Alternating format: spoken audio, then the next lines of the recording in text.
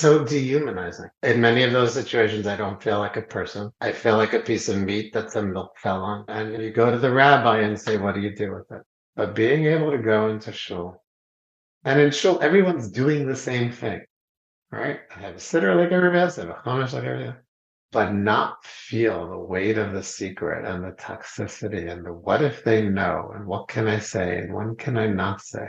I can just be allows me to be there. And I understand there are people going to say, but how could they give you an aliyah? I'm not here to answer your halachic shilas, but I want rabbis and therapists and maybe parents of LGBT kids or people grappling themselves to just think about what you do to people. And it's not just LGBT people, I'm just speaking from my experience. When you say to them, you're only here if you keep a secret. Your family's only here if you keep a secret.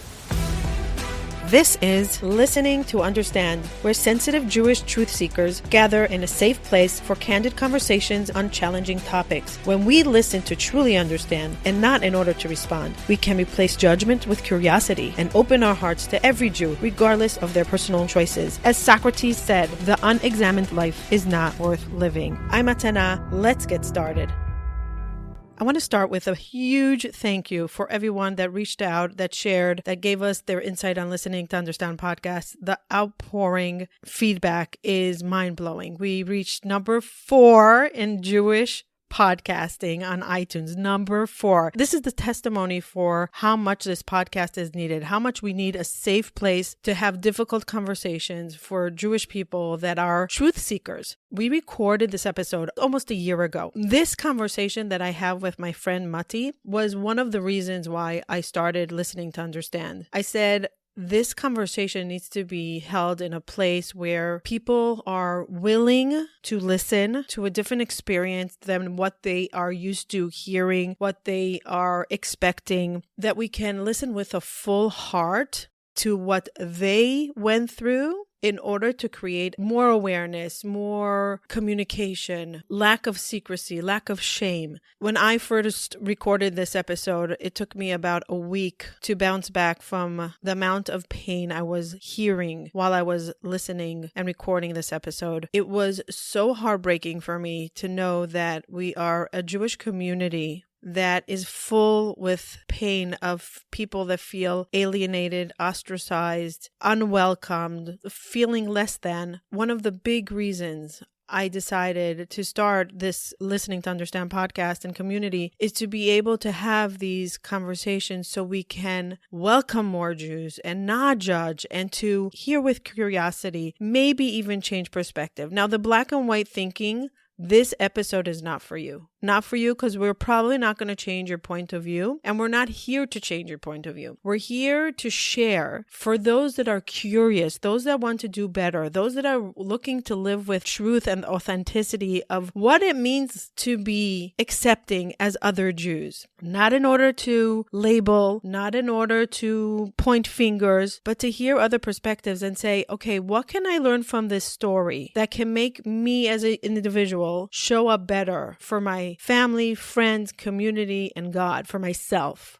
What could we do better? How can we do better? And I think only through these conversations and stories can we have insights into what it's like to be so afraid to share stories and living with such fear of judgment and with such fear of being alienated from communities and families. And I am welcoming you and I'm asking you, if you're going to stay through this conversation, please stay here with curiosity and empathy and with very little judgment. I know it's going to be something hard to hear, and I understand that, but we created this place in order for us to do a little bit better and to learn from other people's experiences and how we can show up in our communities with more compassion, kindness, and less labeling and less judgment, and removing the part of us feeling that we need to be God for others. And maybe it's time for us to go inward and say, what is my job in myself versus how can I label others in order to protect myself? My prayer is that this conversation will bring healing, maybe insight, and hopefully more unity within the Jewish community. There is a Mishnah in Pirkei Avot that I'm going to quote. Al tadun et chavercha ad shetagia limkomo. don't judge your friend, and it's really al tadin, but we say al tadun. Don't judge your friend, which means a fellow Jew, until you stand in their place. Until you stand in their place, we usually explain that until you understand what it's like to be them, with all the perspectives, their family, their community, their emotions, their trauma, their strengths. What is it like to be them? And we will never know chemically, physically, emotionally what it's like, because everybody is born into something with their capabilities, with their abilities, with their strengths. And a person is really a measure of not only himself, everything around it. So basically, Pirkei Avot is saying something brilliant. Don't judge anybody until you stand in their place. And that means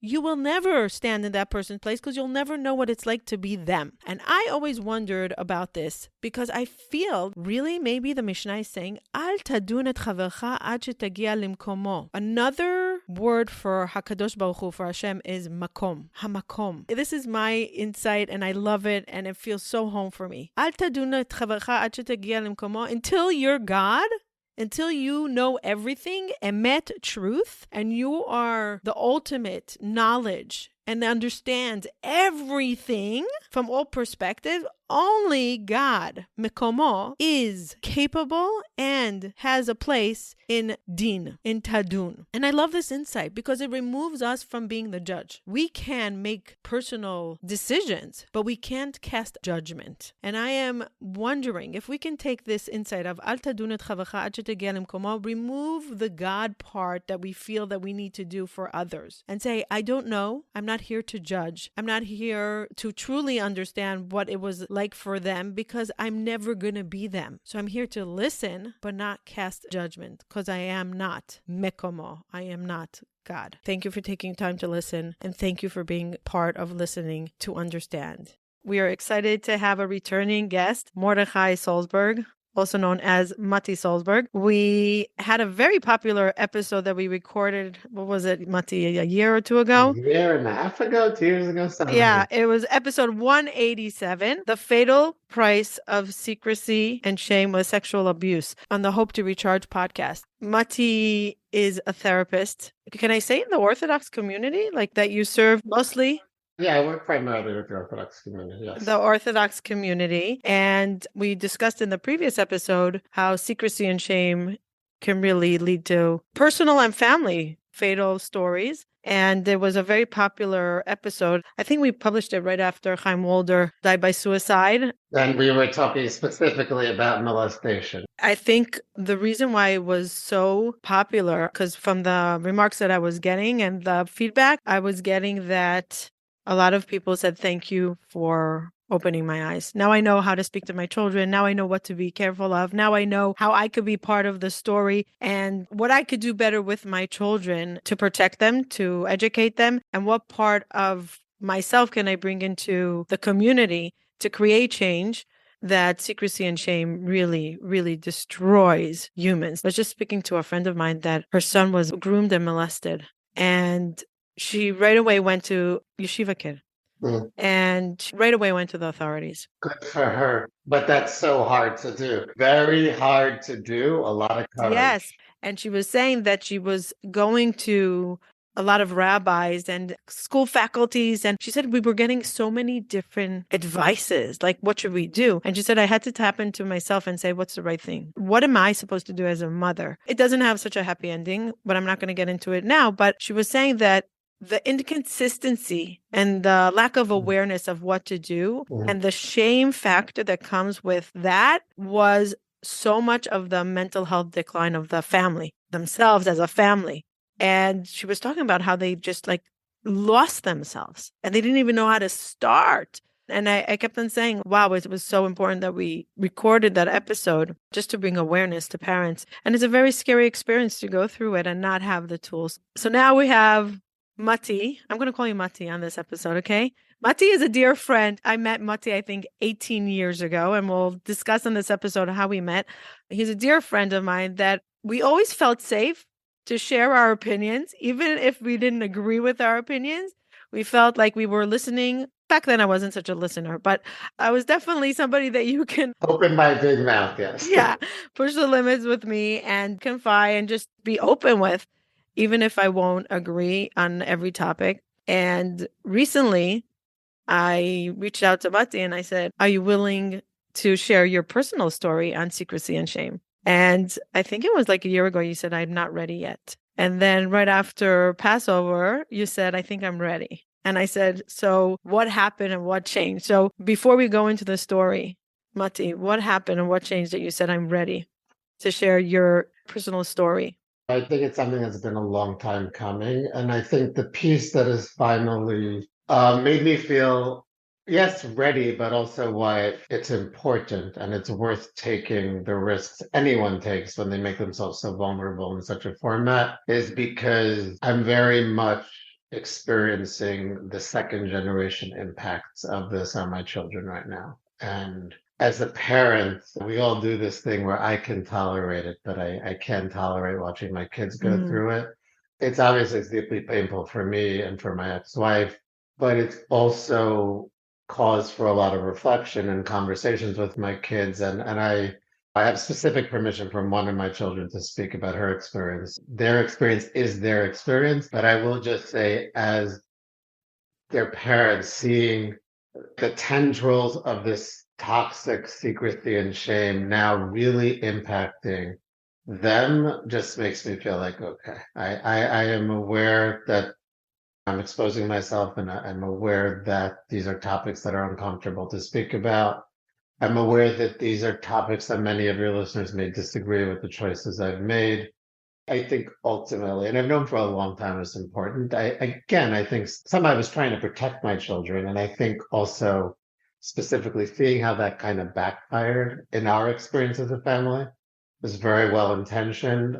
Hindsight is always 2020, so it's not. I don't say that in the spirit of beating myself up or my ex-wife up, but in many ways it did backfire, and I just feel it's time to speak out loud about my experience in the hope that it can help other families and other individuals struggling specifically with my secret, which I'll name in a minute. But just in general, as you said, and we were talking before we started recording, this is not, for me, I don't need this to be about my specific issue. Yes, I have things to say about what I struggle with, but I want this to really be for people to take a deep breath and just hear what it is like to feel like you need to live with secrets and how toxic that is and how that affects individuals and families. and also how hard it is to try to find belonging where you don't belong and try to fit in, or like the difference between belonging and fitting in with the secret, and still stay true to certain parts of you that feels very, very connected to the belonging of the community, and how they could be so toxic for each other, living with secrecy, with non-belonging when you Yeah. want to belong. And I feel very grateful that you feel safe to share it on this platform. And I do want to ask the listeners, this is not an easy topic, and it's not a topic that's easy to even speak to. Brene Brown says your trauma or your pain is as large as your secret, Yeah. or something like that. Now, again, it's not that Motti lived in a secret. He didn't shout it from the rooftop. He was very, very respectful for people around him that asked him to live in the secret, but it's not like he lived in the secret to fool the world. He was doing it like as a feedback of what the world was asking, right? So I just want to say it's not, oh, Motti was like a double standard. He's not a double standard. Whoever knew Motti knew Motti. And we decided that we're going to share it with the audience, that they can really listen, to listen closely, not to respond. We're listening to understand, not to respond, to have a perspective of what it was like to live through it. And 2020 hindsight, what did Motti learn from this and what he wants to share with the world? So let's get a little bit of a background, Motti. Give me a little bit of a history class up to, I would say, 25, 26, getting married, first children. So I grew up in Queens, New York, in a right-wing black hat Orthodox family that had a Hasidic component as well. Part of a close-knit community. My parents were very active members of a shul. I was the oldest child and very stereotypical good boy oldest child, perfect student, very much the stereotype of a firstborn son. The Bechor. the Bechor, very much the stereotype of the firstborn son. Yeah. And I grew up in a family that valued Judaism, that encouraged me to take my Judaic studies seriously, also encouraged me to get professionally educated as well. Very much the phrase I would use, balabatish, meaning somebody who was very well steeped in Judaism, but also was a professional, would be able to support myself. And as I grew older, so I grew up, it was a relatively small community at the time in Queens. It's bigger today, but it was relatively small. When it came time to go to high school, my parents and I chose to go to Brooklyn to a big, more mainstream right-wing yeshiva for high school. So I went from an elementary school where I graduated from a class of 11 into a high school where the ninth grade, I think there were 90 kids, three parallel classes. There was an A track, a B track, and a C track. And I was in the A track. And I was finally, the hope was that I'd be in an environment where I would academically flourish for the first time. When I started high school was when I first started to become aware of differences in my development around sexuality. And something that is really important to me that I for people to at least listen to and to understand, right? Because when it comes to the whole notion of LGBT identity, and when it comes to this idea of coming out, the world is a very different place in 2023 than it was in 1987 when I started high school. And I think one of the ways that I have felt very misunderstood, and I speak to a lot of other LGBT people of my generation, that this is something very much we feel in common, that people have a hard time wrapping their heads around. And I understand why people have a hard time wrapping their heads around that. But I also think it's important for people to listen to what the experience. When I, as a black hat, yeshivish, 13, 14, 15-year-old began to notice that something was different about what I was attracted to sexually, there were a million reasons why I couldn't really articulate that to myself. One is that I was in a community that didn't talk about sex or sexuality in the first place. I was in an all boys school. I was in a school where I would be thrown out for talking to a girl, let alone touching a girl. I wasn't having these experiences where I was in co-ed settings and people were starting to date and I'd noticed something was different, right? It was easy to notice things and then put them away because I didn't have to deal with anything practical around it. It was all theoretical. So that's one piece of why it wasn't something that I let myself articulate to myself. The other was the terror. At the time, it was the height of the AIDS epidemic. At the time that I was coming of age sexually, to be gay felt like a death sentence. And I was very aware. It was pre-internet, but I read newspapers, I read books. Like I was a very aware child, a teenager. And so gay equaled death. There was a lot of very negative messaging coming from any kind of religious quarters. AIDS is a punishment for gay people. It would be abjectly terrifying to consider that I was gay. And then the biggest fear of all is that certainly 1987, 89, 90s, to be a frum, black hat wearing kid and to contemplate what coming out would do to my life, right? Because you're very much, that's one of the beauties of that community, is that you're very much on a track, right? I was going to go to high school, I was going to graduate high school. The plan was to go to Ner Yisrael, a rabbinical college in Baltimore that also had a program at University of Maryland, spend time learning full-time in yeshiva, go to college on nights and weekends, get my bachelor's degree, start shit up dating, right? Serious marriage-focused dating at 21, 22, find a wife, build a family. That was the path that was laid out before me, especially as the firstborn son. That was very much my parents' desire, very understandably. And the thought of deviating from that, it wasn't even that it was terrifying, it's that I couldn't let myself deviate from that. That was the track I was. Like you suppressed it because it wasn't an option. It wasn't an option. So to say, because I've had people say to me, some in the spirit of understanding, some honestly in the spirit of accusation, how could you not have known? Didn't you know? Weren't you? And I feel like it's a question that doesn't really take in what the experience of being a 17, 18-year-old boy in the 90s, grappling with his sexuality, given the environment, given the reality I lived in, given the things I didn't have to do. Again, you're not around girls. I didn't have to really fake it, right? It's much easier to say, oh yeah, I wish I could, than it is to be in a setting where I have to ask a girl to go to the prom with me, because then it's much more real. So you're saying you didn't have the testing to say, wait, maybe I have the Right. other experience. I don't even know.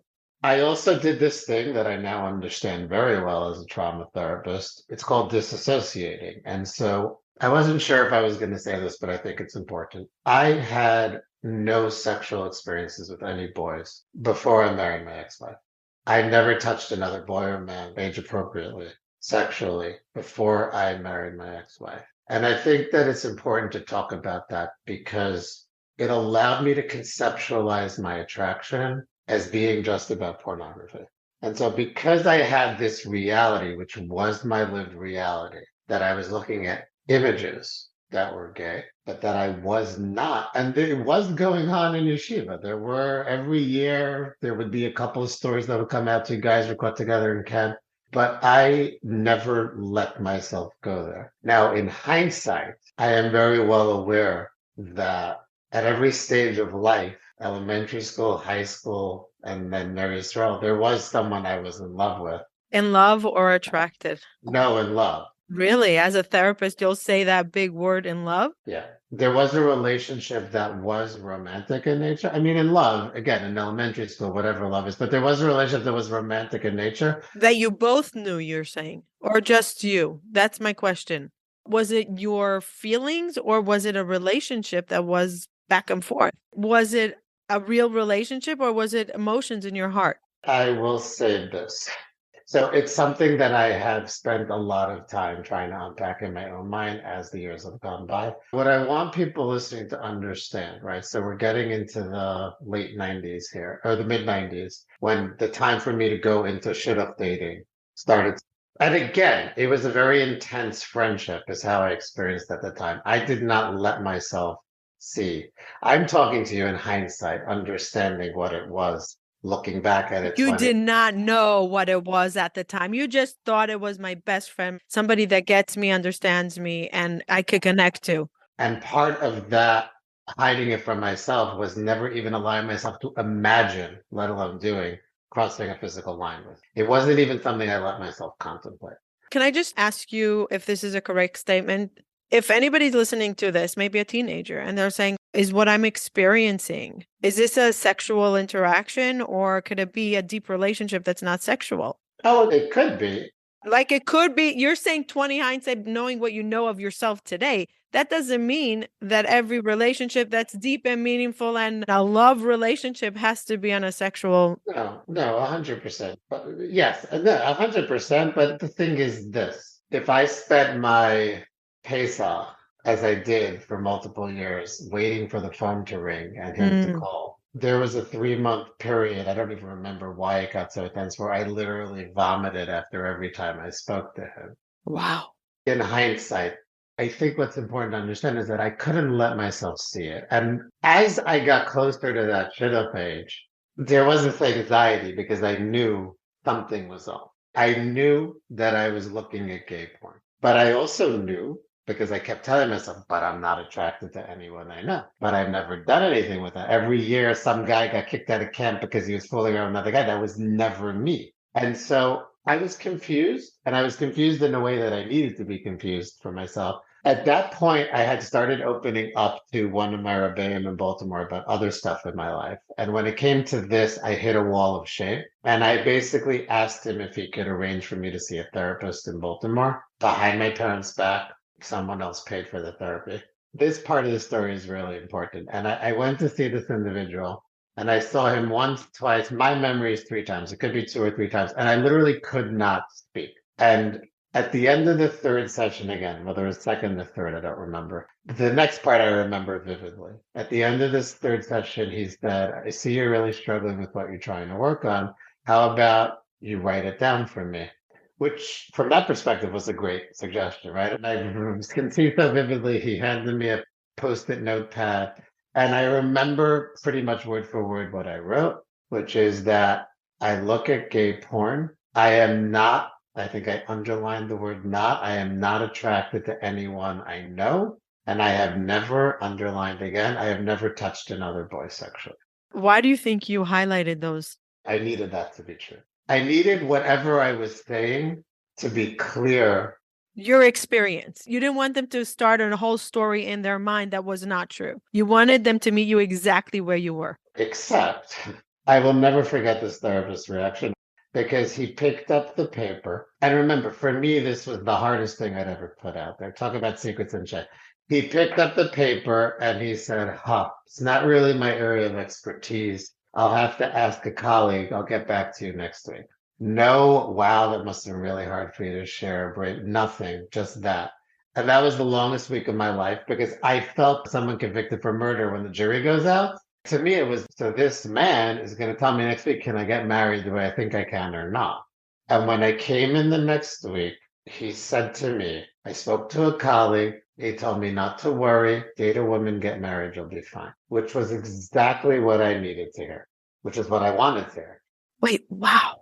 Yeah. And when I think back on it in hindsight, it's both the lack of emotional acknowledgement, Validation. and at the same time, to my 19, 20-year-old self, it was exactly what I wanted to hear. He gave me permission to keep it conceptualized that way. So when people in my life have either asked me with kindness or confronted me, how could you marry a woman when you knew? When you are in a community that is telling you in a million ways, this can't be, and telling you that if this is going to be, you're out. You're off the track, you're out of the community. And again, at the time, you're going to die of AIDS, and you deserve to die of AIDS, right? It's not something I could let myself know. You're going from one session to the other, holding your breath. Is he going to give me freedom like this or like that? It's basically my freedom that I'm afraid of or the freedom that I'm looking for because it's easier way out, right? Mm-hmm. Mm-hmm. He gives you the freedom that's a lie to you and you know it deep down. But at the time, I didn't. Like, that's the thing. But it was something that you were struggling with. It was an inner tug of war. That's why you went to a therapist, right? You went Right. because you were having a hard time living with it and you needed clarity and you couldn't speak And to he your... gave me the clarity that I wanted. So I believed it. And for you, that was enough? That's my question. For you, that was enough? You didn't say, but can I speak to you about this experience with this person? No. What person? Remember, there was no person. But you said that you felt something towards a person. I did not understand it that way at the time. I'm glad you're asking that question because this is helpful for me. Because in your mind, you're like, how could you not connect that to this? And I want to say to you as clearly as I can, I did not. As clear as it seems to you right now, and honestly to me too, at the time in 1995, I could not let myself see it. Did you want to know why you were looking at gay porn versus... No, I was very happy to hear that it was an isolated issue that I could work on. And maybe I did work with him for a little bit on reducing the behavior. It's almost like treating it like sex addiction, which, by the way, is something I see very commonly until today in the Orthodox community, that kids that are struggling with their sexuality, they try to push them into the sex addiction box quickly because then it's behavioral, it's not identity. Right. So you can fix the behavior problem and get married. Right. But your clarifying question is helpful because it is hard. I want to be clear. I understand why it's hard for you, even you, as much as you know me and you're open-minded and it's hard to wrap your head around it. Wait a minute. So you vomited when you spoke to this guy and you're waiting for his call, but you didn't see a connection between what you wrote on that post-it note? I didn't because I couldn't. Because if I started to see the connection, everything fell apart. Everything fell apart. But my question is, like, how did the therapist not want to know more about this experience for you? Tell me more before we make a diagnosis with a colleague that never spoke to you, that probably just saw the piece of paper. I understand what you're saying, but it's unconscionable. I don't want to dwell on this anymore, honestly. Okay. Okay. So then you're like, okay, I got my hechsher to get married. I got my stamp to get married. And so I started the process of dating. Now, at the same time... And you didn't share this with anyone else? No best friend, no parents, no mentor, nobody? Nobody. Okay. At the same time, I also made a shift in terms of what I wanted to do for career. I was going towards a bachelor's degree in accounting, and I knew that I wanted to do something with people. So some of what happened in terms of that was healthy, and some of it was part not letting myself see what I couldn't see. I then had an experience in Columbus, Ohio, where I went as a last-minute replacement as a speaker for a weekend to follow up on, there's a program called the SEED program where they send boys from yeshivas to like less established Orthodox communities across America.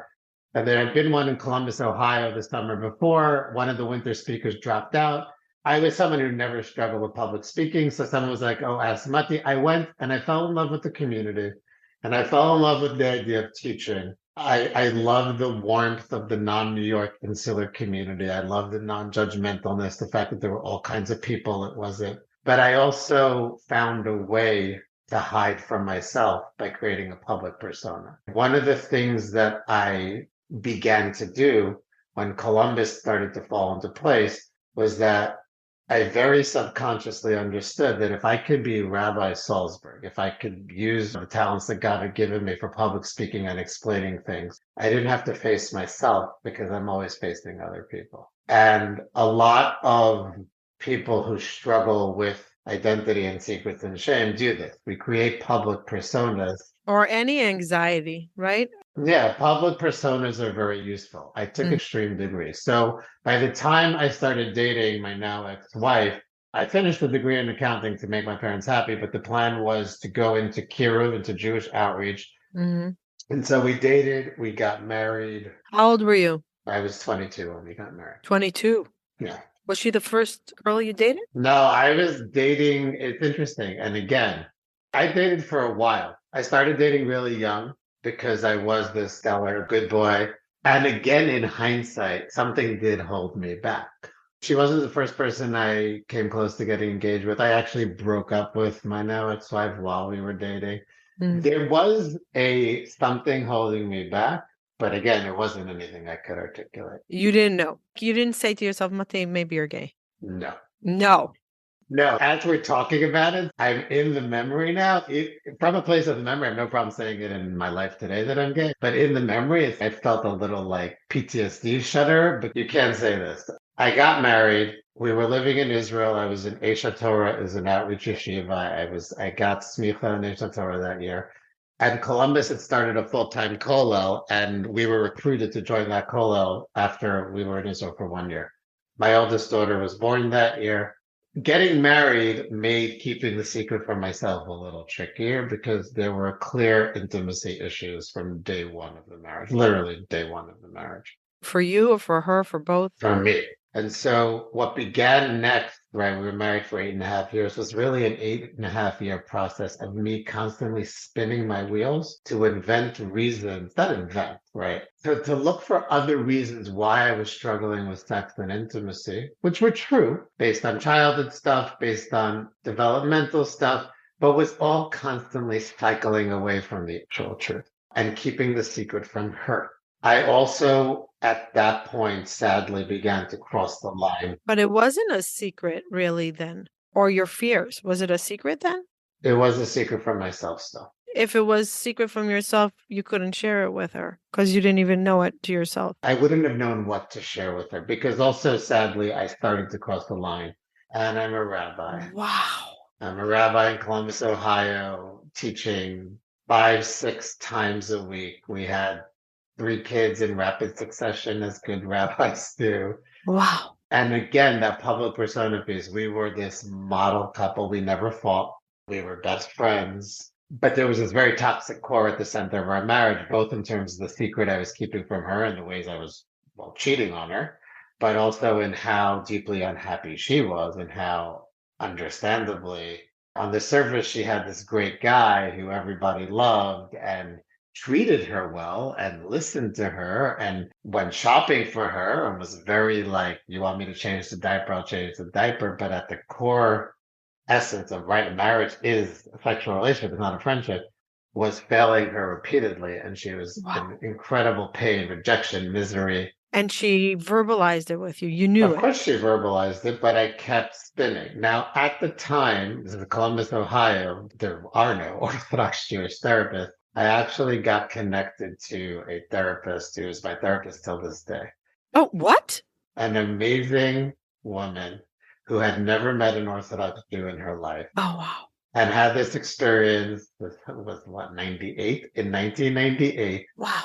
Of this white shirt, yarmulke wearing guy coming into her office who wouldn't shake her hand because I was too religious to touch Wait, so women. you went alone without telling your ex-wife? No, my ex-wife knew I was going to therapy, but it was to work on the child and stuff. But you were going to therapy to figure out what your stuff are, why you're not giving her sexual intimacy that she's looking for. Exactly.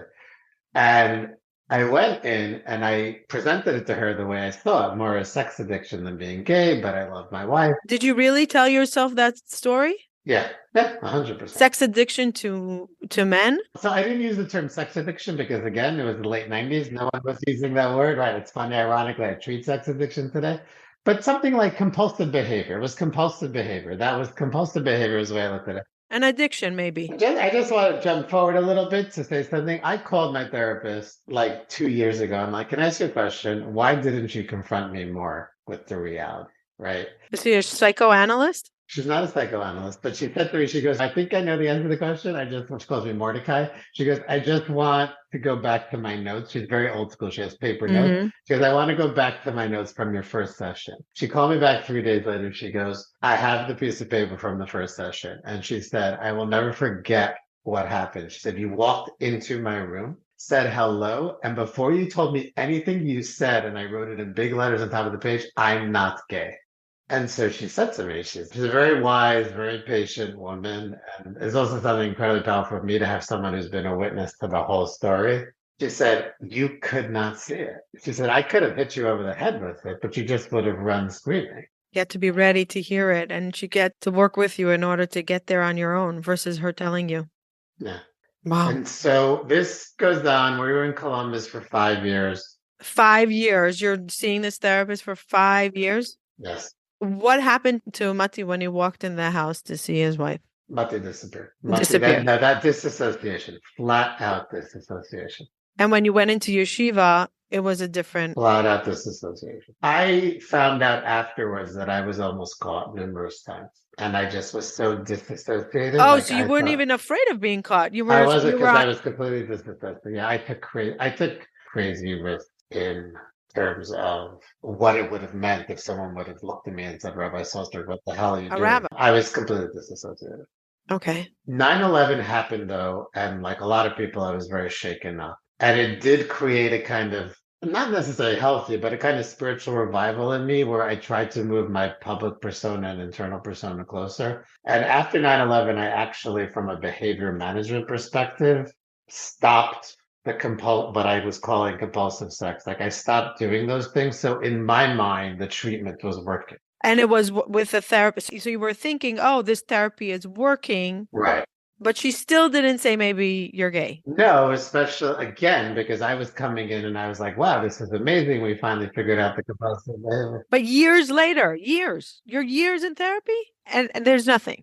4 years in. No, because I was moving further away from the idea I was gay, because in my mind, it was like, oh, so I had this like spiritual awakening, like the whole world had 9/11, and I translated it into behavioral change. Great, I'm healed. Like that was literally, actually, somewhere I have a letter I wrote to her, because we decided to move to Israel to make Aliyah. And I have a letter I wrote to her before moving of thank you so much. You've helped me heal. You've helped me become the husband I want to be. Like, and did you? Did your ex-wife feel that? Was she saying, oh, you're different? I'm very, very reluctant to speak to my ex-wife's experience. And inside, what did you feel? I was healed. Great. This is what I wanted. You felt good. I felt good. I felt good enough to decide to move to Israel, make Aliyah. Why Israel? We had lived there the first year we married. We loved it. The Intifada was going on. I just felt very drawn to Israel. And I had the opportunity, because I was very well connected with pretty wealthy people in Columbus, to fundraise. I had also gotten, during this time, I'd gotten my MSW. And I basically, and this is insane when I talk about it in hindsight, because I was 27 years old. Who the hell was I? I fundraised from the Columbus community enough money to go into Ramat Beit Shemesh with money in the bank to run a nonprofit counseling center for 2 years the day I landed. And what was your counseling for? Marriage? I was doing marriage counseling. I was doing trauma counseling. I had been trained in EMDR already. Wow. So you were finding meaning through your struggle also. I was finding meaning in my work, but it wasn't healthy meaning because Right. I'm saying you created a life that was padding yourself very well. But very, very external. And especially we landed in Israel, and on day one, I was this very public figure day one, because I literally took out ads in all the local newspapers opening a new nonprofit counseling center. People were like, who is this guy? Where did he come from with the money? And now any kind of change is traumatic. Moving to Israel in the middle of the Intifada, What ended up happening in Israel is that the split actually, I thought I was cured, right? I thought I was healthy. And the split started to become much more dramatic right after we made Aliyah. My behaviors came back with a vengeance. But now, for the first time, the cracks started appearing because this was the first time that I allowed myself to consider maybe I was gay. And there's the first time the thought came into my head. The first time. The first time. The first time. Remember what I announced when I walked into my therapist's office. So the first time as a 29-year-old man in Israel with 4 kids was the first time that I allowed myself to consider maybe I'm gay. And a very small part of me for the first time began to consider that maybe blowing up my life would make me happier. But the largest part of me was like, no, terrified of the idea.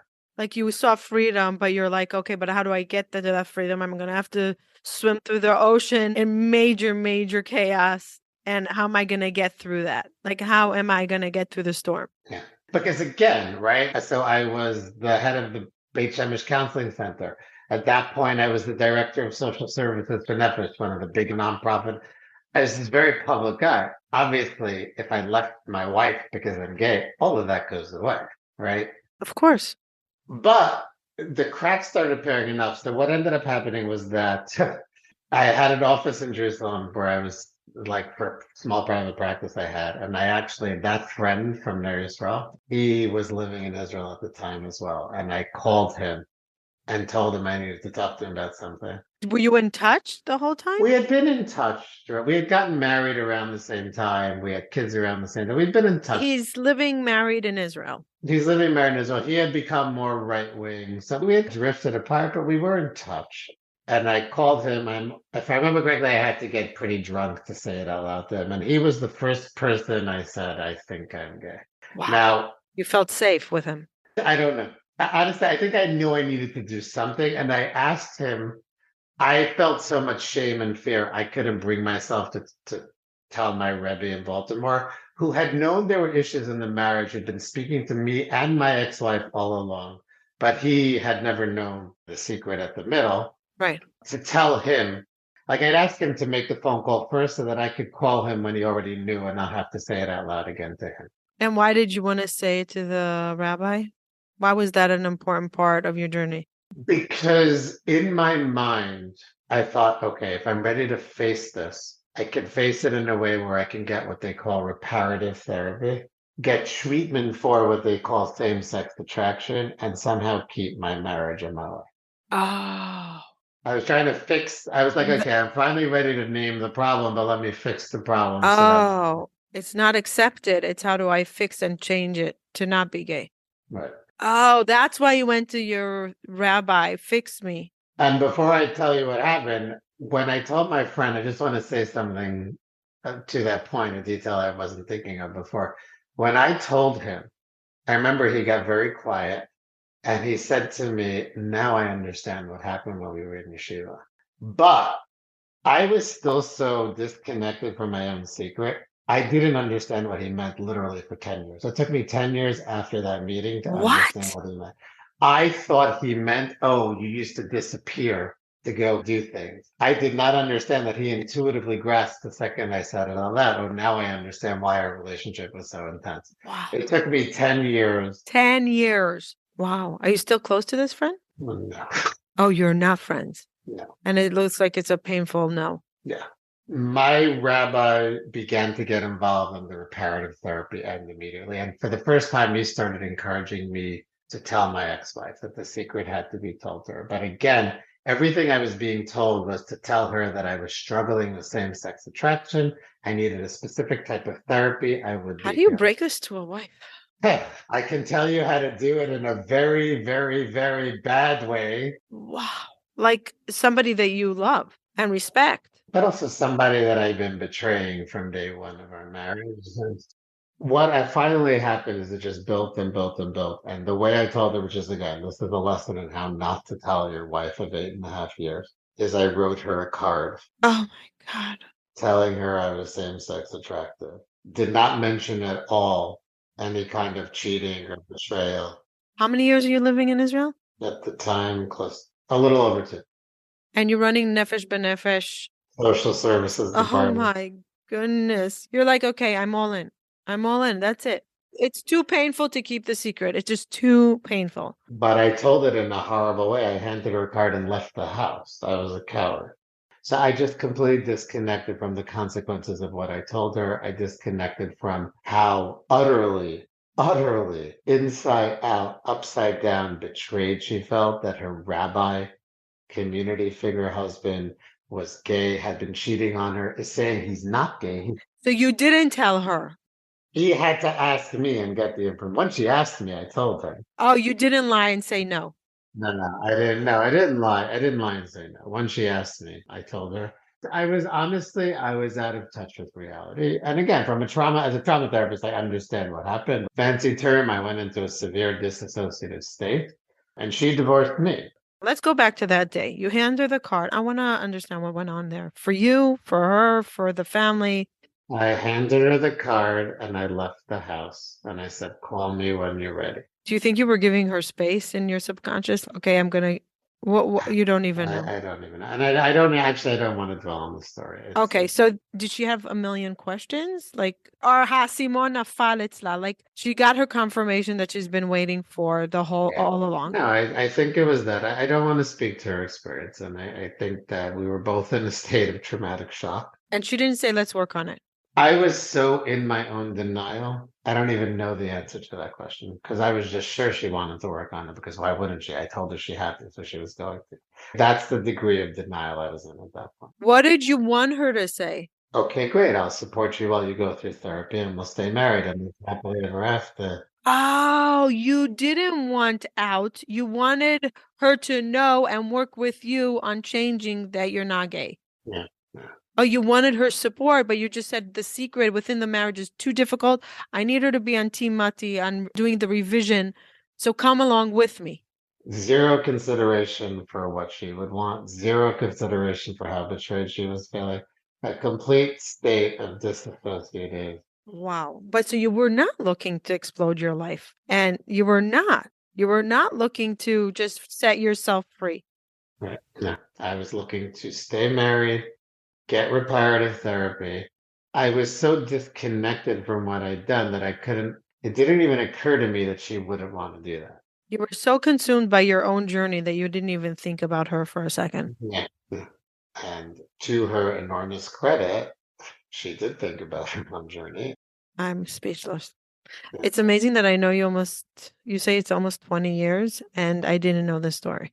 Yeah. So where were you when she left? What was happening to Motti when the divorce happened? Did Beit Shemesh know about this? What happened to the community? Were they starting Team Motti, Team X Motti? What happened then, and this has taken us an hour to get to what I really wanted to say, but what happened then, I think, was even more toxic than what led to the original set of circumstances. Because what happened then was this very, very bizarre scenario where a combination of a beautiful thing, which is my ex-wife, who is a Mala, an angel, who made a decision on the spot in the depths of hell that she was never going to speak negatively about me to anybody because we had 4 children to each other. And I cannot stress enough how superhuman that is. Beyond, like beyond, have your whole world crumble after trying to work on it and be optimistic, and just that's beyond that. I don't even think angels do that. And with all the therapy and self-compassion I can have for myself, let's be very clear. Let me say this finally out loud after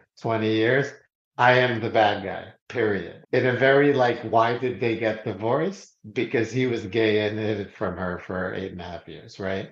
So that's a beautiful thing that she did in terms of how it allowed us to co-parent and how my children have never felt their parents pitted against each other. And she was co-parenting as somebody that lived across the street from you. She was co-parenting in the most beautiful way, which is like mind-blowing for the amount of pain she went through to co-parent in that way. And it was all about the children. It was really all about the children. So that is a beautiful thing. What is extraordinarily toxic is that the messages that we both got from the minute I handed her the gift, both explicit messages from rabbis, community leaders, therapists, And this very implicit built-in message, and you can talk to this because you did live across the street from me, was this. By the way, I'm just going to say, because I live, Motti was by us. We became very close friends. We were on Shabbat together, on weekends together almost every other week, like with the families. And Matana, by the way, is the best cook on the planet. Just parenthetically. And I didn't know. I didn't know you were gay until you moved away 8 or 10 years later. But so what makes you unique, Matana, and I'll say it the way I see it, and you can tell me to shut up, is you live in the community, but you're not really a part of the community. I'm not. I'm definitely. People say I live in my little bubble on 361. My bubble. See, I'm not one of those that care. And so what made you safe to me, what I intuited, was that you were not part of what I experienced as this very toxic culture of secrecy and shame. Because my experience from the community at large, the Yeah. non-Matanas, was that everybody knew. Besides us. I wonder if even Ari knew. You see, we don't even talk. Ari often says we don't talk about people. We don't talk about people unless it has to do with us personally. Until today, I didn't even ask him if he knew. Where everybody knew, Mm. but nobody talked about it. And the contract for me was we will let you live, let you, which again is just so toxic to feel like you're being allowed to live in the community as you're not, as long as you're not public about being gay, which I wasn't. Who was telling you this? So some of it was a very strongly unstated message, but communities give messages about what is okay to talk about and what's not okay to talk about. But some of it was rabbis said it to me pretty much flat out. I was pressured to sign a divorce agreement that very much made that explicit, that I couldn't be out. Oh, in the agreement it said you may not. It didn't say I couldn't be out. I don't want to get into the technical wording, but it was designed in a way to not allow me to be out.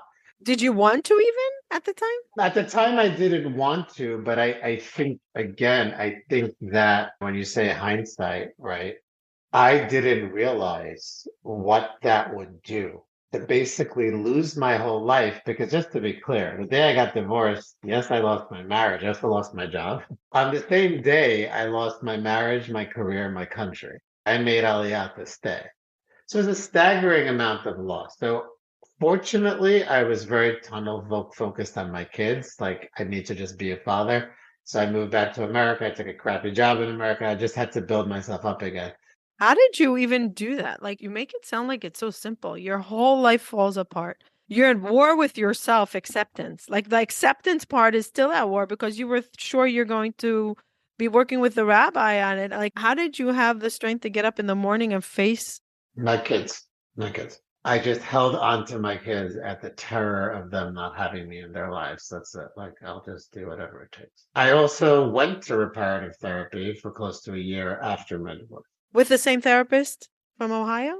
No, with the therapist who specialized in When did you go back to her? after I was done with reparative therapy. Mm. So for a year, A year. you're trying to. Fix myself, yeah. And I think that there was a part of me still in denial that thought if I do this therapy and it works, we'll get remarried and somehow pick up. Oh, Yeah. really? Was there a lot of shame towards her? Like a lot of shame when you spoke to her? There was a lot of toxic burial of the shame. I don't feel good about my behavior right after the divorce. And again, I think that what ended up happening was that the community saw, like you just mentioned, this beautiful co-parenting relationship.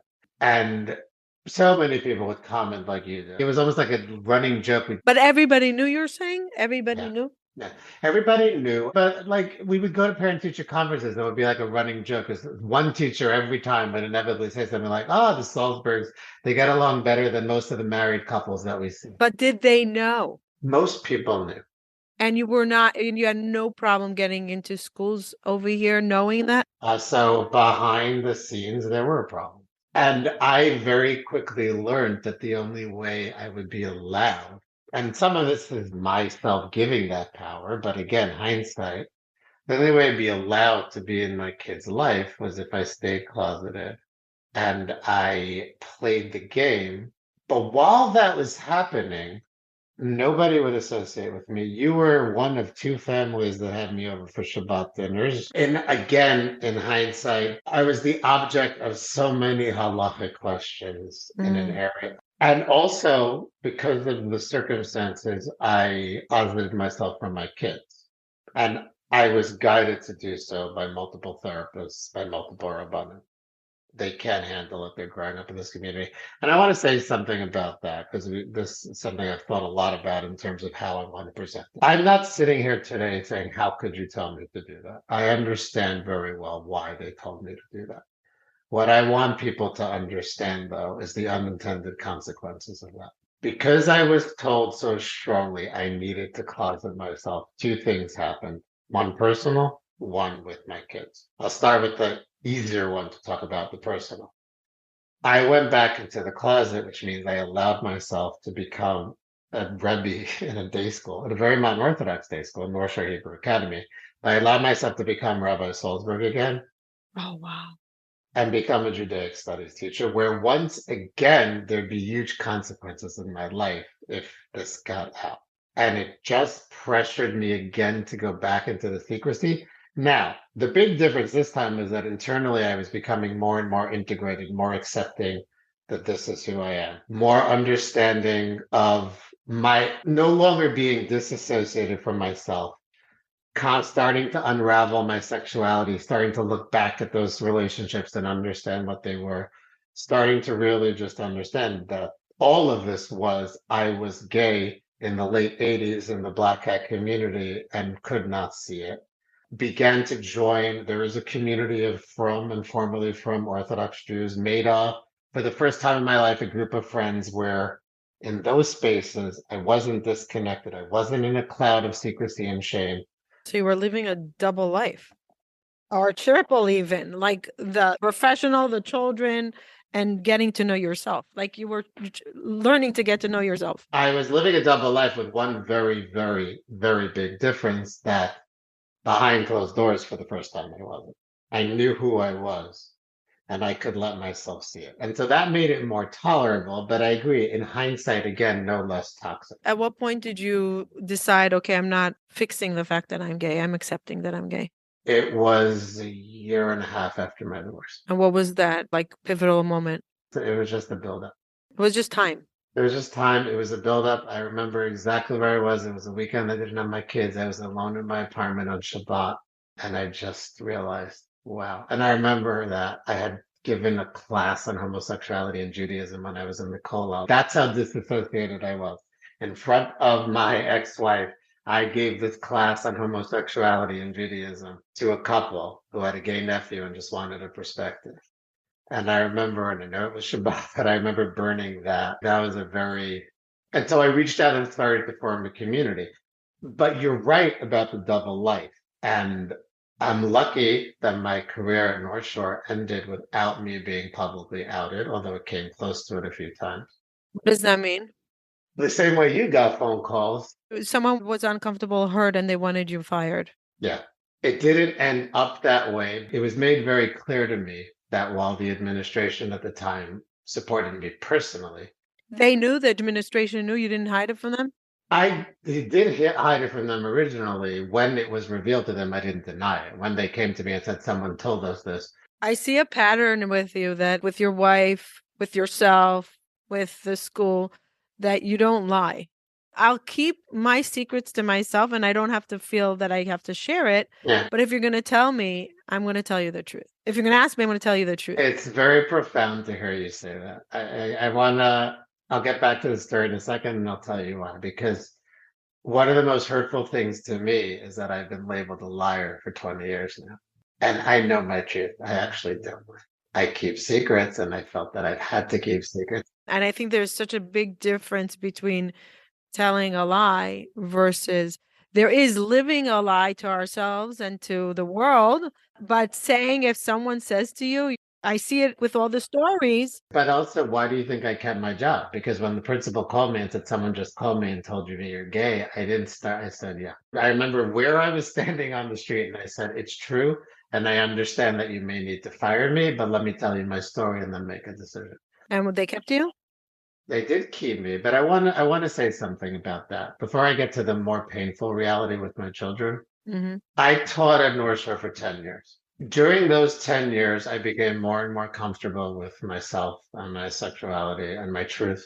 I began the relationship that I'm in till this day. I understand that given those set of circumstances, why an Orthodox day school would not want me on their staff, particularly for Judaic studies. I don't necessarily like it, but I understand.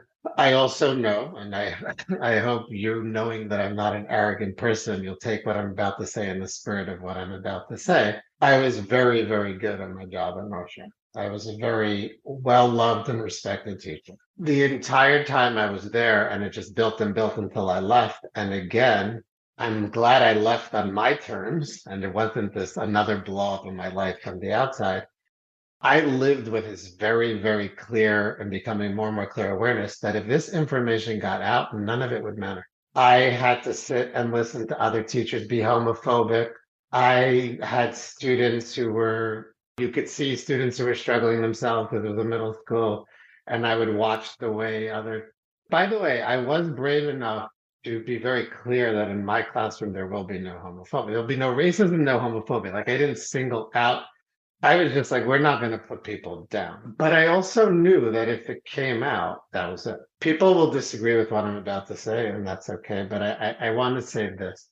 The thing I always used to think about is that so if it became public knowledge, it felt to me, and I don't know because it never happened, nobody or very few people would stop and say, does this change anything that he did as a teacher? The things that I've been accused of, a liar, I'm not. A child molester, I'm not. I was in education for over 10 years. If I had done something, God forbid, it would have come out. But these things, the lack of ability for people to be true to themselves just creates a toxicity. And to me, it becomes a question of what do you value, right? So you have this teacher who you're complimenting up the moon, who parents would say the nicest things to. And then in my mind, I'd hear them say something homophobic or put down gay people. And I'm sitting there thinking, and hi, the same guy you just credited with turning your daughter's life around. It's so painful and dehumanizing. And I remember the day I left, right? So every year at the end of the year, there's always like a tribute paid to the teachers who are leaving. And they don't usually get up to speak. Somehow I ended up standing there to speak. And I took a deep breath. And I had no intention of coming out that day. I wanted to say something without saying it. And over the years, I've become very good about it. So I said something that was heartfelt and very vulnerable, but did not come out. At this point, your kids still don't know you're gay? At that point, I think only my oldest knew. But I'll get to my kids in a second. No, but I'm saying, were you afraid that it's going to? No, I honestly, I was exhausted and I couldn't deal with the public law. I didn't need it. I didn't need it. But here's what I remember. I said what I said. And teachers came over to me in tears after, and they're like, you're going to miss you. But what I also remember is that the two people who knew in the school came over to me after. It's a deeply painful memory, and I apologize because I never talked this out with them. And they're like, oh, thank God. We were so nervous you were going to say it when you stood up there. And that felt awful to me. And it was like, we need you to keep the secret. We love you, but we need you to keep the secret. Two colleagues who knew. And the other thing that's just really sad is I taught there for 10 years. And I know people thought I was good friends with them. I wasn't because nobody knew me, especially once I started my relationship. I couldn't talk about my life. We went through a real medical scare together at one point when I was teaching there, a real 3-month hell. I couldn't tell anyone what I was going through. I was sleeping in the hospital. It happened to be North Shore, near North Shore. So I would just go to work, but I'd have to put a smile on my face. And the corrosiveness of that. And the saddest part is I haven't gone back to the school because I can't bring myself to put myself in the situation again. And I also just don't have the energy, although if anyone's listening to us, it'll happen. But I didn't have the energy to go in and make an announcement. I wear a wedding band. It's just sad. And again, it's not that I don't understand the Orthodox community's dilemma when it comes to gay people, but I want people to hear the humanity of the story. Yeah, the painful part of going through it, even though I'm sure a lot of people are going to listen and say, wait, Motti, why did you go teach in an Orthodox place? You could have gone to public school and no one right? I'm sure people are going to be thinking, and I'm thinking out loud what people are saying in their minds because I know. And they're saying, like, you put yourself in that situation. I thought about it a lot of times. I had a lot of gay friends who said, I got that from both sides. And it's true. And at a certain point, it was toxic for me to stay. And I did leave, right? And I probably did stay longer than I should have. Oh, you left on your own? Yeah, I left on my own. I left when I was ready to go into my private practice. But what I want to say to that, though, is the following. I again want the same people who are saying that, and I hear their point. I'm not argumentative here. But here's the other piece of it, right? You also have a Jewish educator who really connected with kids and adults. And I have thousands of students out there. I don't have answers because I understand the dilemma. I'm a well-educated Jew. But why is the baseline it's okay that I can't be in Jewish education? What about the other side of it? Part of why I stayed in Jewish education is because I was good at it. I had a passion for it. Unfortunately, I don't anymore. And I've had my own relationship with Judaism journey through this is between me and God. I'm not going to talk about it now. I just want people to hear the other perspective. The painful part. It's not just about my pain. I appreciate that, but it's not just about my pain. It's about the reducing people to their secrets or their labels. Or they're not secrets, or what they are sharing with the world, and then they're labeled and ostracized. And again, and for someone who has really been on a journey to have integrity, to be labeled a liar is the most painful thing of all. When I was in yeshiva, as in many yeshivas, everybody gets really drunk on Purim. The doors get locked. Basically, you have a bunch of drunk, say for legal purposes, everyone's over 21. Nobody's over 21. A bunch of drunk teenagers running around on a campus, safe, take away car keys. Nobody's allowed to drive. And so you run in and out of different rabbis' houses. I was drunk off my rocker one Purim, and I went into a Rebbe who's known as a very stoic, non-emotional, but very watchful person. Brilliant, brilliant man. And I will never forget that. I'm drunk and I'm screaming and I'm talking to his wife and she's the big shadchan and I'm like, oh, set me up with this. And he does like this to me very quietly, pulls me over. I think he was sitting down and I crouched down to be eye level with him. And he looks at me. He has a very piercing stare. And he says, Motti, you are an ish emes. You are a man of truth. I instantly sobered up. I will never forget those words. But my whole life has been a quest to find that truth. And I was trying to find my truth. Yeah, of course, but not for others. Not for others. But the way secrets and shame operate in my experience is that they create labels and presumptions and a reduction of humanity. I don't speak to that friend anymore because I'm oversimplifying a little bit because a rabbi told him he can't. He can't. So he was told not to be in a relationship with you. Not talk to me. And did you ask him, would you want to, or it's not even an option to ask what you want? It's so dehumanizing.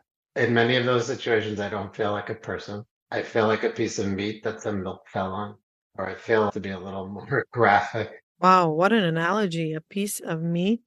That's some milk fed on, and you go to the rabbi and say, what do you do with it? Wow. Wow. And then there's my kids, because again, I understand why we were told keep the secret and not coming here in anger or how could you, or you should have known better, because I understand that at the time no one knew better. I just want people to learn from my family's experience, particularly my kids' experience. And the story I'll tell is my oldest because I have her explicit permission to tell it. Before you tell the story, when did they find out and how did they find out? What was the decision between you and your ex-wife to tell them or not to tell them or to expose the amount of secrets? It was a very painful, conflicting decision. My ex-wife honestly would have preferred that I never told them at the time. Again, in hindsight, she may feel differently, but that's hers to tell. How old were they? So my oldest was told in 12th grade. Nobody knew until she was young. And it was a difficult decision. I had been pushing my ex-wife for close to a year before she finally relented. And even when she relented, it was reluctantly. And unfortunately, what happened, at least initially, proved her point. I approached the day I was going to tell my daughter as finally, I can start to just be whole and with integrity. And it was the worst day of her life. And what happened and where the secrecy and shame just destroyed her was that my daughter's experience. She was a very serious student in all-girls school. I was planning on going to a pretty serious seminary for a post-year of high school. We were very close in many ways. We had the co-parenting. I was part of every aspect of her life. To her, at age 17, the only way she could comprehend what I was telling her was that her father was this awful liar who tried to make himself look good for 17 years, but was actually this terrible man who willfully kept this secret for the sake of making himself look good. And it caused a complete breakdown for her, completely derailed the rest of her 12th grade, changed her plans for post high school, destroyed her religiously. She didn't speak to me for close to 3 years. I didn't go to her high school graduation. You specifically, or she was not? No, me specifically. Me specifically. She was speaking to her siblings. She was speaking to her mother. And what was she saying at the time? Like, She couldn't even talk to me. She could not talk to me. I now understand what happened to her, and we are close once again, and thank God. Her life is forever changed. But when she was finally ready to speak, and I will say this, she needed to not speak to me for those 3 years. And as you can imagine, as a parent, Matana, those years were hell for me.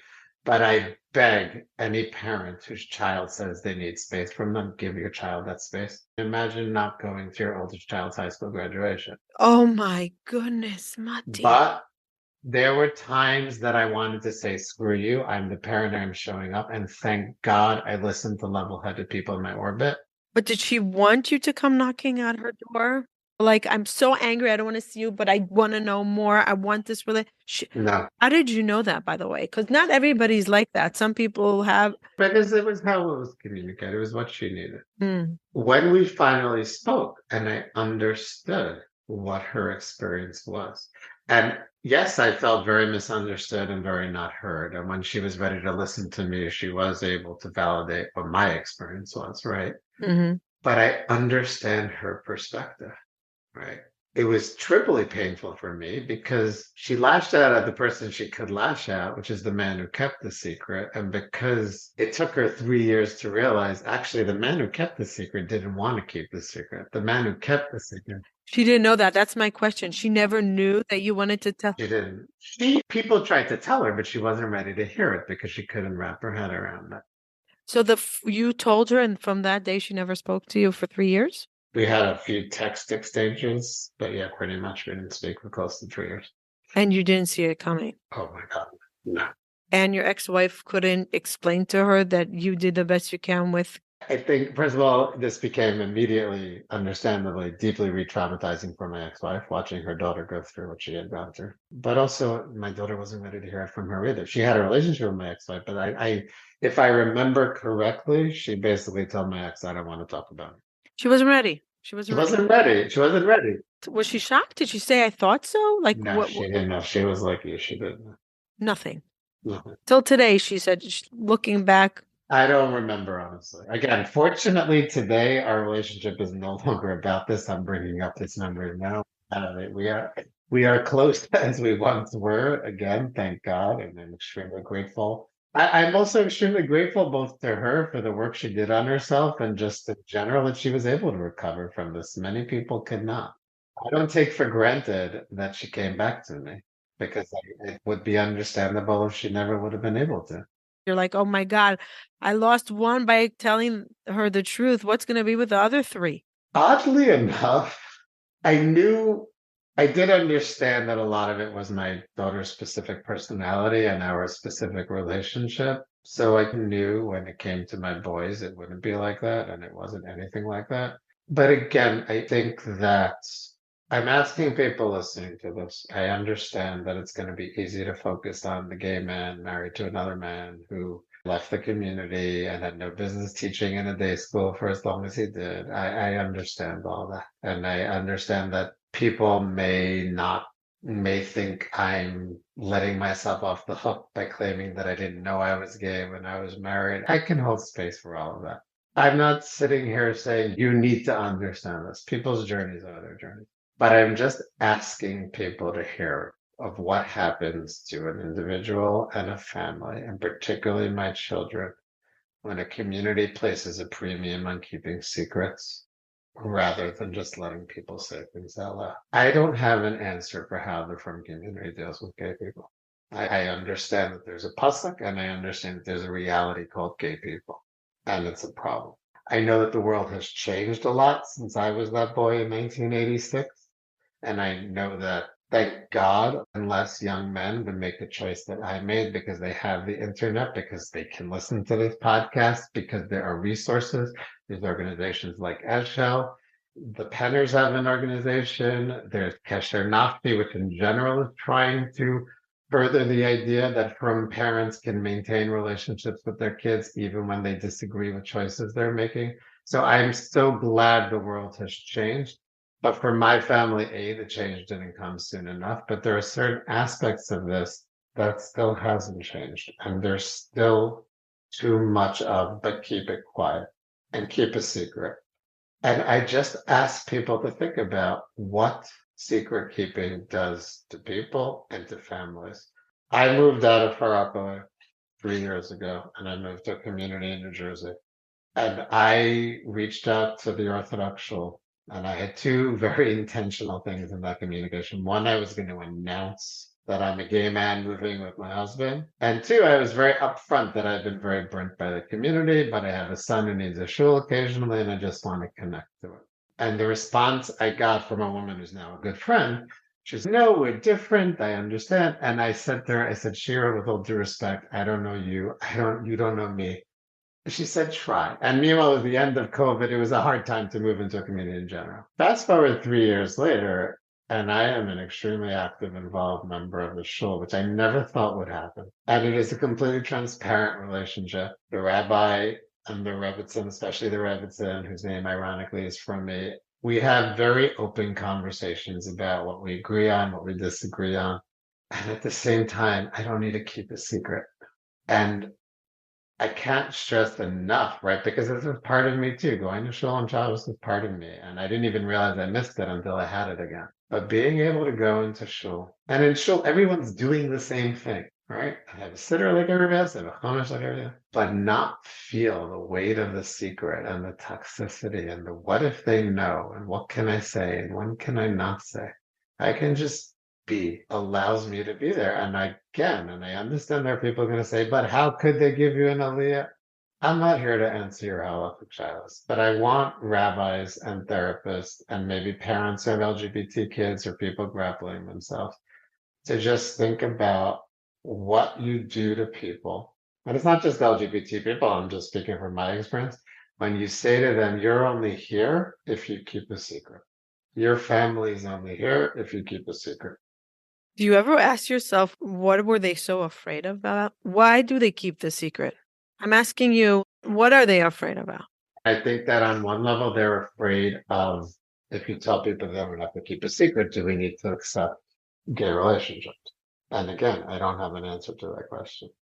I understand the problem, but I also, and this gets back to me feeling like I'm a piece of meat that some milk fell on. I don't understand the halachic process here. Like, why does someone need to ask a question if they can talk to me or have me at their Shabbos table? I think in my experience, people that ask questions, halacha questions, is like a mentor, not because they want to know what's okay with God. You know what? I'm confused. I don't know. Tell me what to do that I don't have to think what's uncomfortable. And then I would ask the Rabbanim listening to this to consider that Judaism is a thinking man's religion. And maybe it's time to gently tell people it's okay to think for yourself. I can understand the space to ask a shaila, ask a rabbinic question, can I attend a gay wedding? Like that I understand. If someone feels that they're standing in a space that's kind of consecrating a relationship that they find problematic, I understand. I don't understand the Shabbos table question. Is it any different than you're saying, like in the Kiruv organizations, you'll invite anybody, like they'll say, don't encourage driving, but you're not going to ask them, did you keep Shabbos today? Did you eat on Burger King on the way here? Did you steal? Did you, did you steal? Did you steal yesterday in business or like a few hours ago in business? That's the one that drives me crazy because everyone knows that homosexual sex is labeled toeva, No one seems to remember that cheating in business is also labeled toeva. And I can think of numerous occasions where I've been in shuls where the kiddush is given by someone who just got out of prison for cheating in business, but the rabbi will stand up and blast gay marriage. And I don't understand that. Yeah, maybe it does go back to homophobic I don't know. or the lack of knowledge. I find with my own journey into finding truth in orthodoxy, the more you don't know, the more you're going to drift away just to protect yourself because you don't know what you're protecting yourself. So just drift away versus go find out, go do the research, go learn. I don't disagree. And what I just want to wrap up with is it was not easy for me to say everything I've said here. Oh my God. I don't even know how you did it. It's incredible that you were able to relive it. Like I was with shortness of breath, thinking that you're reliving it through your words. You're reliving the trauma. Again, I have a good therapist. So I do feel like the trauma's been worked through, but I also, the reason why I'm doing it, and I don't take doing it lightly, and I've thought a long time about doing it, is because if someone can listen to this and just think and just pause a minute and question assumptions and question what you think about someone who's Orthodox and LGBT specifically, or anybody struggling with any issue, and just think about how we can help people feel safer to not keep secrets and how we can create a community where we tolerate things that we might not, like you said a minute ago, understand or know about. But instead of saying no, the rabbi said no, we say, let me find out about it. What does it mean? Really look into it. And stop giving blanket rules to a set of people. Because again, I understand why we were advised to do the way we could do, but then have the humility to listen to someone 15 years later and say, please stop doing this. If you want to summarize what you wish someone told you 20 years ago, what you wish, and you could say, okay, these are things that I really like looking back at my story. Of course, you had to be where you are because you needed to go through it, but you went through it in order to help others go through it. I wish someone would have said your life is not ending, it's actually just starting. You mean give you strength to get through it and accept it? No, no, no, no. Allow me to contemplate the reality that good can come from it. Wow. But also allow me to understand that the things that I was scared enough, so terrified of that I completely cut off parts of myself, I could actually create a happy life with. And I wish someone would have said to me, it's okay to push back on the community.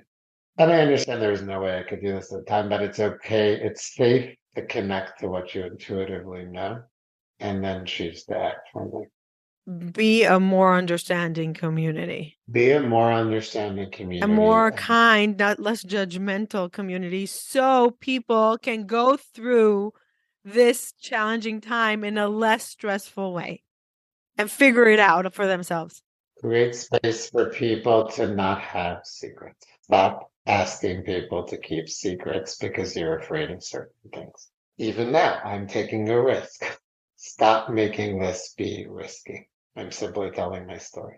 You don't have to agree with your choices, the choices I've made, and many people will not. And I'm okay with that. Stop making a conversation like this risky for people. What if someone would say, okay, you want to jump into the fire? You'll be the first one to break the secret. And you'll probably pave the way for like 100 people or 200 people after you. But you're going to get the slack of breaking the secrets of the community that's not accepting. Fortunately, at this point, on May 11th, 2023, I'm not. I'm far from the first person telling this kind of story. No, I'm saying that going back, don't tell people not to keep secrets. Maybe they're saying, I'm not telling them not to keep the secret for my good. I'm telling them for their family that their family shouldn't fall apart, that their kids should be able to have play dates, that their kids should be able to be accepted. If I can hear people say, we're not doing it for Motti, we're doing it for the family. That's a pass the buck answer because the only healthy way to deal with what happened to me when my marriage broke up was to look in the mirror and do some deep soul searching. So don't put it on me. So maybe the community needs to do some soul searching too. That's something, right? I would like to say it this way.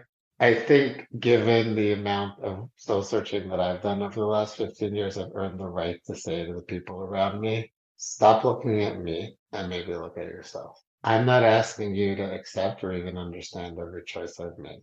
I'm asking you to believe me, though, when I tell you I thought long, deep, and hard before I did anything. And maybe it's time for you to do the same, with all due respect.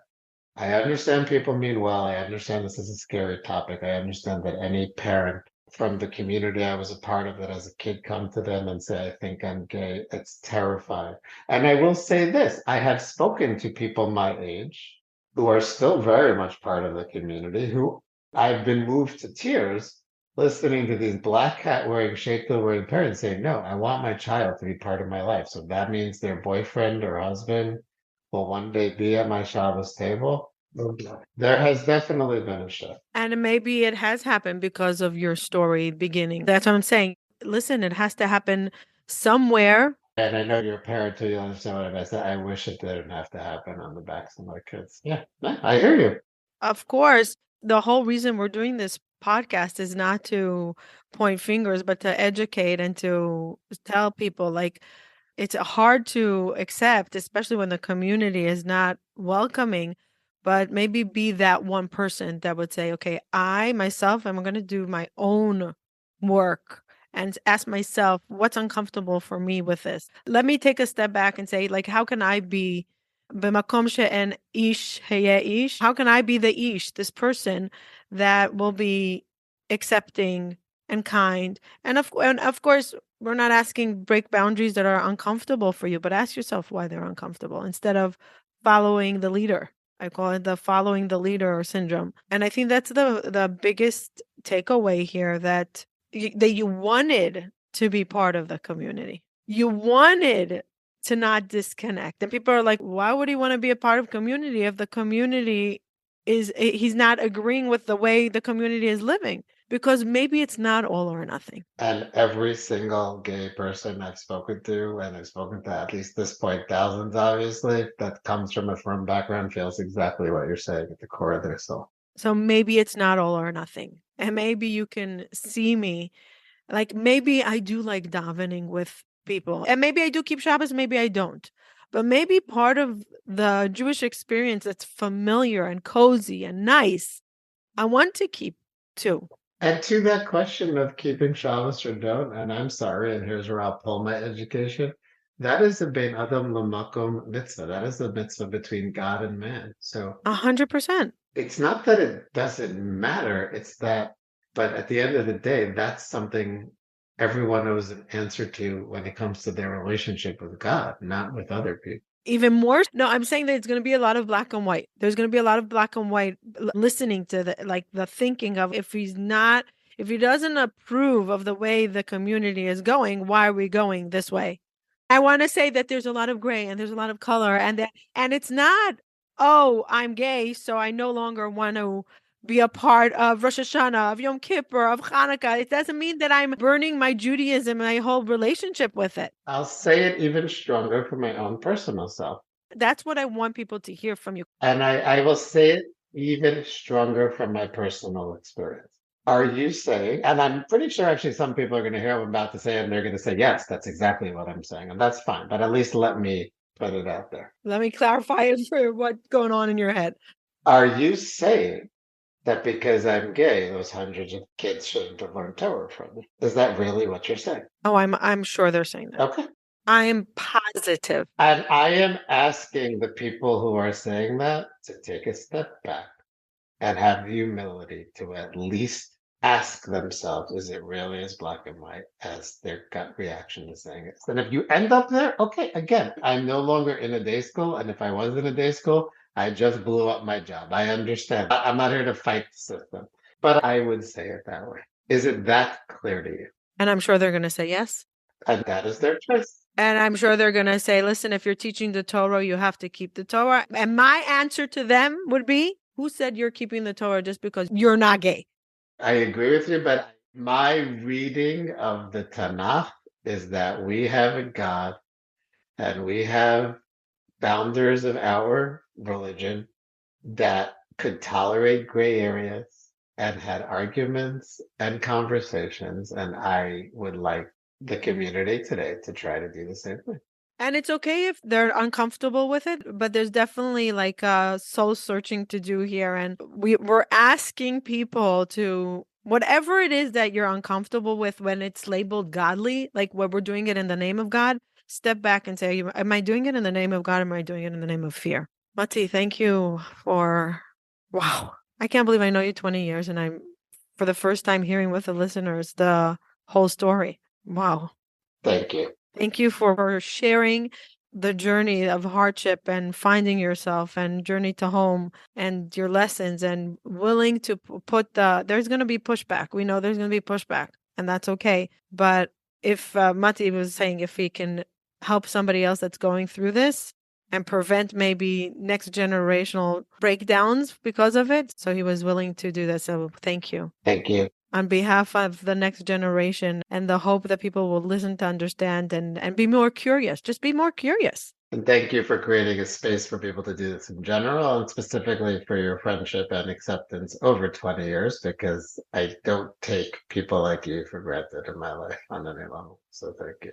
Thank you. Thank you for that. Motti, if people have questions for you or questions in general about an experience that they're going through or a child or a friend or a loved one or themselves. So that is something that is important to me to be able to help people with, because people were there for me and I take the importance of paying it forward very seriously. I'll give an email address. We'll put the email in the show notes. And reach out to Motti. One thing I could tell you about Motti is the most reflective human being. He's not afraid of conversation and he'll debate with you in order to get to your truth. Not for him to prove himself correct, but to get to your truth. So thank you, Motti. Thank you for sharing and for being here again and for all the work that you do and for paying it forward. Thank you. Bye till next time. Thank you for listening to Understand. We hope you enjoyed today's episode.